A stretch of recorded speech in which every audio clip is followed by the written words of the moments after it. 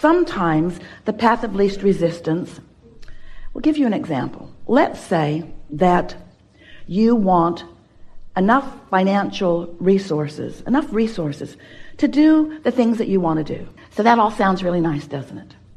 And then you think, but I don't have the money to do everything I want to do, so you just threw some resistance on your trail. Now you would argue with us, yeah, because I faced reality, Abraham. I'm not like you. I can't just pretend that it's other than it is. And we say, we're not pretending, we know. We know there's just no resistance on our trail like there sometimes is on yours. So you've got some resistance. You want money, but you believe that you're going to have to work for it. So there's some resistance in that. And not only that, you also believe that you have to do this job that you don't want to do. So follow with us just a little bit, because once you get this, as we give it to you in the beginning of this day, then everything else that we say will be easier for you to hear. And you're going to leave here with so much less resistance than you've ever experienced before. Things will begin flowing to you much more easily. You're going to like it. So you want money.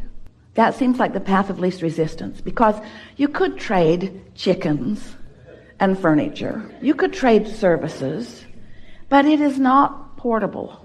It's not convenient. So you've decided that you want some dollars. That's the path of least resistance. And then you think, but I have to go to work. So there's resistance in that. Now, we want to ask you, you can sort this out. Which is the path of least resistance? To go to work and get some dollars, or to not go to work and not have any dollars? So in that sort of clear scenario, the path of least resistance is easy to understand, isn't it? So let's say you follow the path of least resistance because you like to live well and you like to eat food and things like that. And so you follow the path of least resistance and you go to work. And as you go to work, you receive some dollars. But then there are things about that work that you don't like. People are mean to you maybe, or they don't understand you. And as you focus upon it, you start activating resistance along your path. So now you've put yourself in a really hard place.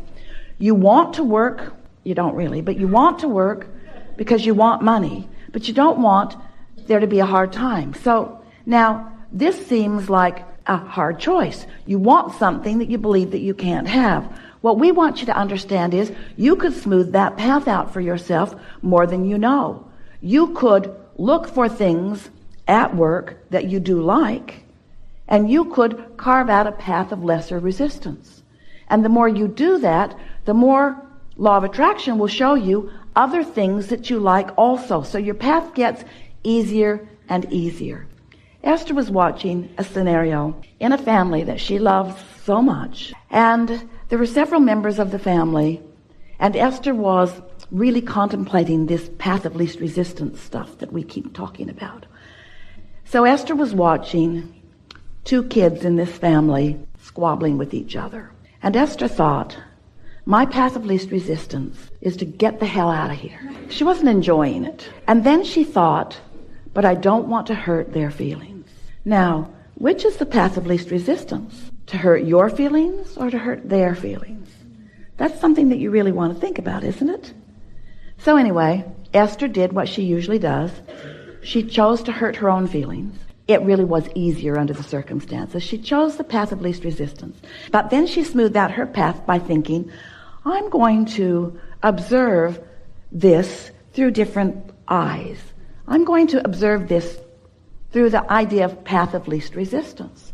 So she watched this little boy antagonizing his older sister. And she thought, if I were her, my path of least resistance would be to just go to my room. But she watched, and that was not the choice that was taken. Instead, the path of more resistance was taken to sort of volley back. So now it was game on. More resistance, more words, more sort of poking, more seemingly deliberate antagonism. But now Esther is on her path of least resistance because she's found a way to be there and not be out of sorts, because now she's observing something she really wants to understand. See how her path is smoothing out? So now she's watching the other paths. So now the little girl is getting more and more frustrated. Her volume is coming up. Her resentment is getting more. And now she wants to involve her mother. Her mother just stepped onto the path of more resistance. Now it seems that mother is the one that should sort this out. And Esther is thinking, if I were mother, I'd go to my room. I would not make their paths of least resistance mine.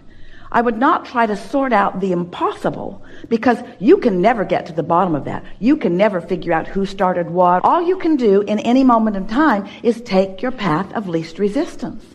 So Esther watched. Mother did pretty good for a while. She did not want to get in the middle of that. But she's been in the middle of plenty of that. So she can only take so much. And then she jumped right in the middle of the path of more resistance. And Esther thought, ooh, this is really getting good. I'm starting to understand this path of least resistance thing.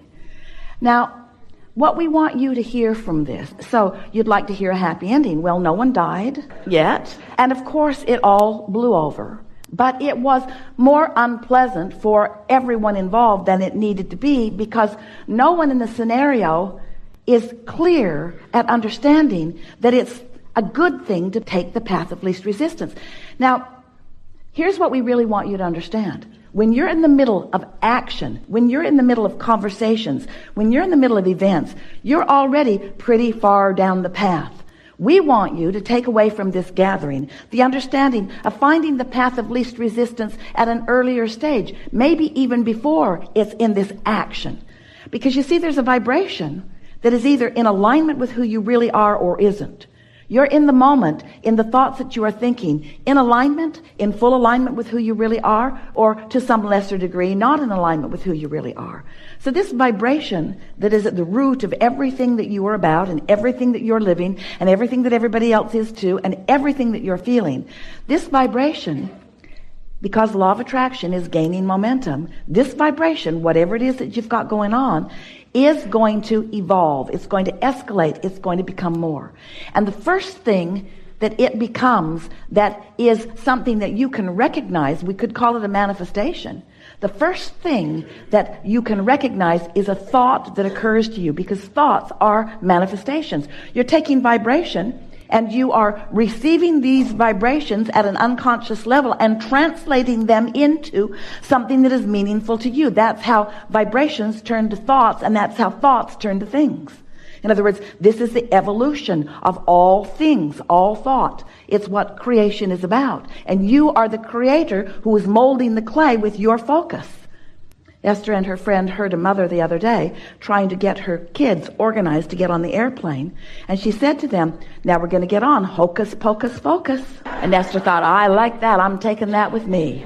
Hocus pocus focus. Because it does become magic when you focus. There's a power and a clarity in that.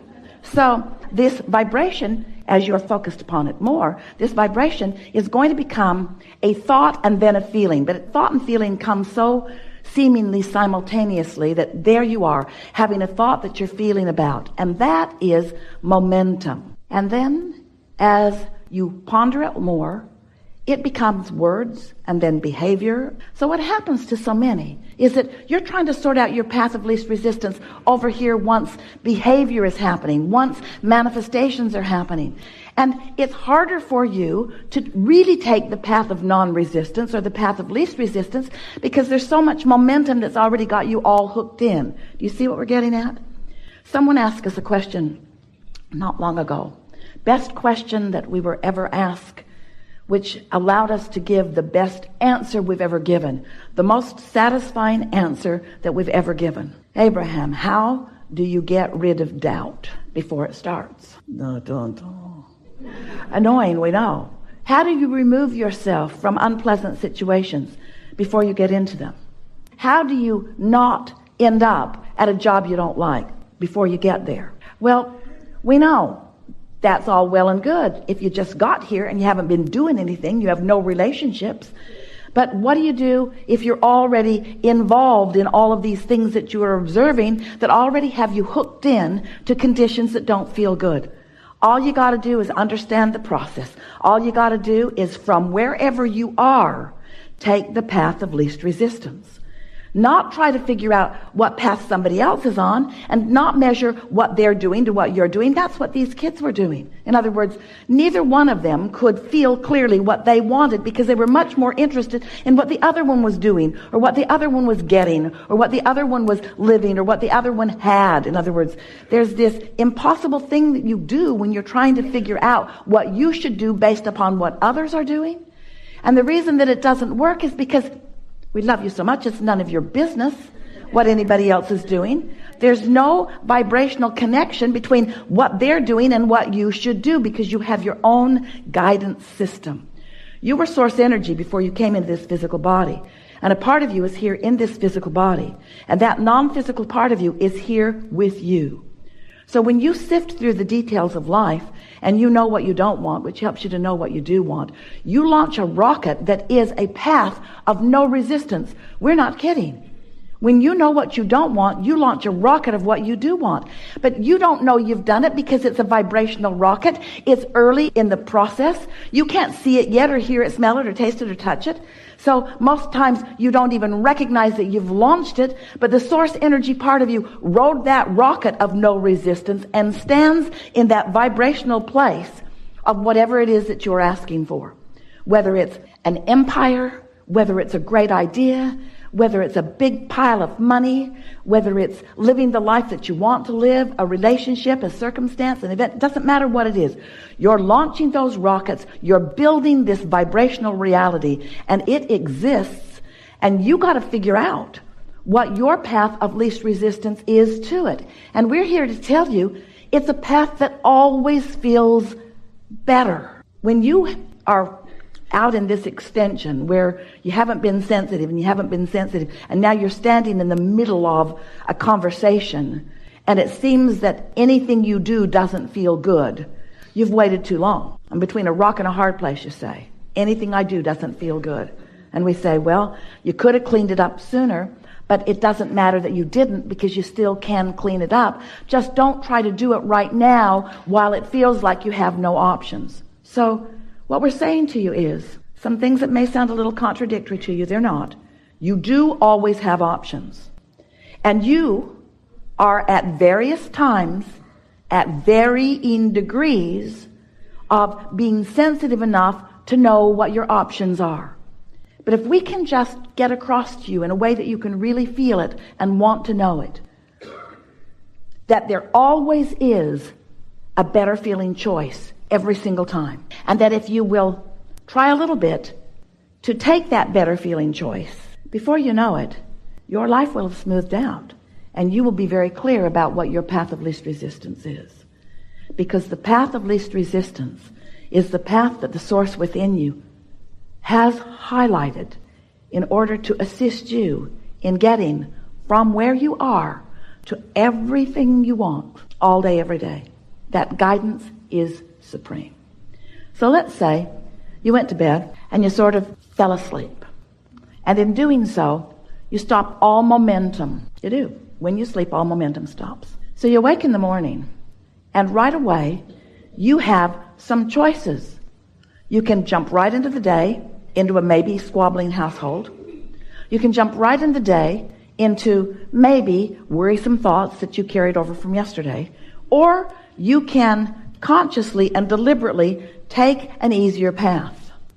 You might choose to lie there and breathe a little while. You might choose to get up and look out into the beautiful day. You might choose to look for something to appreciate. We just want you to make the correlation between how you feel emotionally and what the path of least resistance is. If someone picks a fight with you and you join in with it, that might be the path of least resistance, because that's just what you always do, and you don't have the reserves to do anything else.